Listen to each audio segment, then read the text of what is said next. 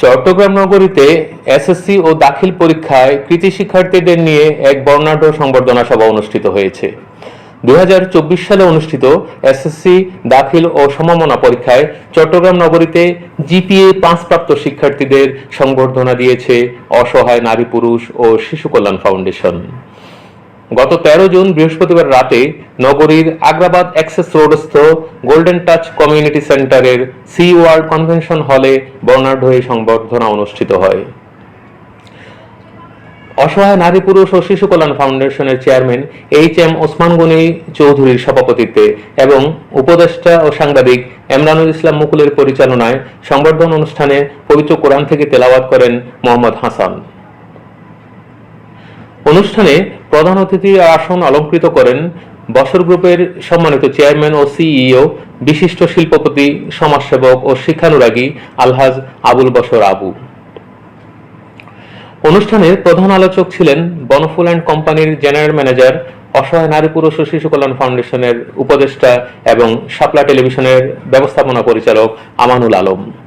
বিশেষ অতিথি ছিলেন চট্টগ্রাম বন্দরের নির্বাহী প্রকৌশলী মোহাম্মদ রাসেল, বিএএফ শাহীন কলেজের সিনিয়র শিক্ষক Mohammad Ahsanullah, national environment and human rights ফাউন্ডেশনের চট্টগ্রাম জেলা সভাপতি লায়ন মোহাম্মদ ফারুক আহমেদ, বিজয় টিভির চট্টগ্রাম বিভাগীয় ব্যুরো প্রধান মোর্শেদ হোসেন, অসহায় নারী পুরুষ ও শিশু কল্যাণ ফাউন্ডেশনের সিনিয়র সহসভাপতি মঞ্জুর আহমেদ, সহসভাপতি সেলিমুল্লাহ, অর্থ সম্পাদক পারভিন আক্তার, হালিশহর থানা সভাপতি শাহিন আক্তার, বন্দর থানা সভাপতি আজমিরা বেগম, সাংবাদিক আব্দুল হান্নান হীরা প্রমুখ।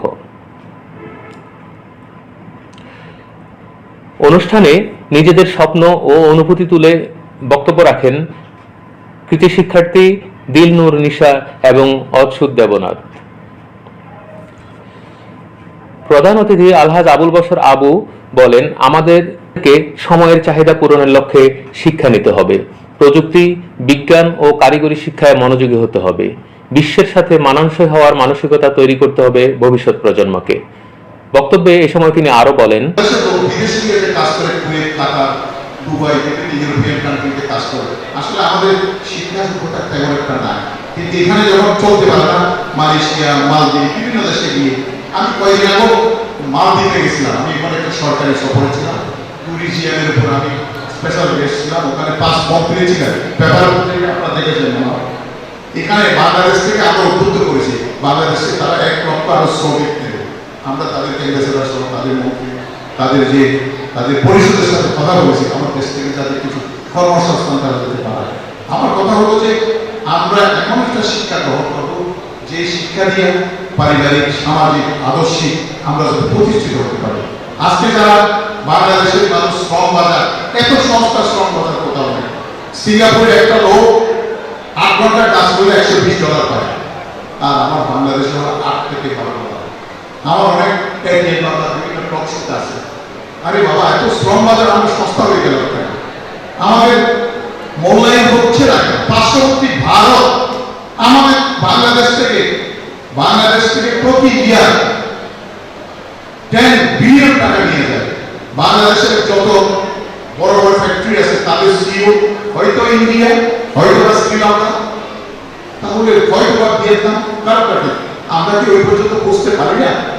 আমাদের মধ্যে মেধা চর্চা করতে হবে, আমাদের বুঝতে হবে আগামী ভবিষ্যৎ পরিকল্পনা কি, কারণ আমাদেরকে এগিয়ে যেতে হবে, দেশকে এগিয়ে যেতে হবে। সংবর্ধনা অনুষ্ঠানে বক্তারা কৃতী শিক্ষার্থীর উদ্দেশ্যে বলেন, ভবিষ্যতে বাংলাদেশকে এগিয়ে নেওয়ার জন্য তাদেরকে ভূমিকা রাখতে হবে। তাই মাদকের বিরুদ্ধে, অসামাজিকতার বিরুদ্ধে এবং কিশোর গ্যাংয়ের বিরুদ্ধে নিজেদের অবস্থানকে শক্তিশালী করে তুলতে হবে। উল্লেখ্য, বেসরকারি কল্যাণধর্মী সংগঠন অসহায় নারী পুরুষ ও শিশু কল্যাণ ফাউন্ডেশনের ফেসবুক পেজে অনলাইন রেজিস্ট্রেশনের মাধ্যমে নিবন্ধিত নগরীতে জিপিএ 5 প্রাপ্ত শিক্ষার্থীদের এই সংবর্ধনা ও স্মারক প্রদান করা হয়। অনুষ্ঠানে মিডিয়া পার্টনার ছিল শাপলা টেলিভিশন। পরে বর্ণাঢ্য ডিনার পার্টির মাধ্যমে সমাপ্ত হয় সংবর্ধনা অনুষ্ঠান। অসহায় নারী পুরুষ ও শিশু কল্যাণ ফাউন্ডেশন দেশ ও সমাজের কল্যাণে নিয়োজিত সংগঠন। শাপলা টেলিভিশন, দেশীয় ঐতিহ্যের ধারক।